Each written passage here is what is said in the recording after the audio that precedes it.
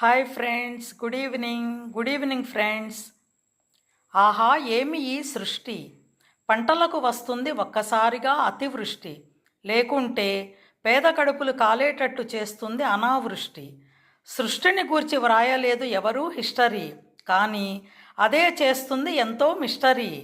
ఎందరో నాయకులు ఉపన్యసిస్తారు గోష్ఠిని, కానీ తరచి చూస్తే చేసింది నాస్తి. ఎవరికి వారే తయారు కావాలి స్వయం కృషులై, అప్పుడే వర్ధిల్లుతుంది ఈ దేశం అశోకవనమై. ఎవరికి వారే తయారు కావాలి స్వయం కృషులై, అప్పుడే వర్ధిల్లుతుంది ఈ దేశం అశోకవనమై. అంతే కదండి. ఒక మంచి పౌరుడు తన కుటుంబాన్ని బాగు చేసుకుంటే ఆ ఊరు మొత్తం బాగుపడుతుందండి. ప్రతి ఇల్లు ఎంతో బాగా వృద్ధిలోకి వస్తుంది.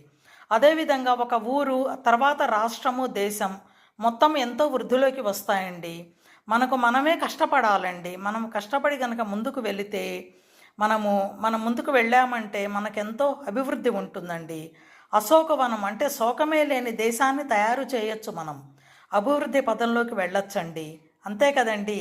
Thank you so much. Thank you.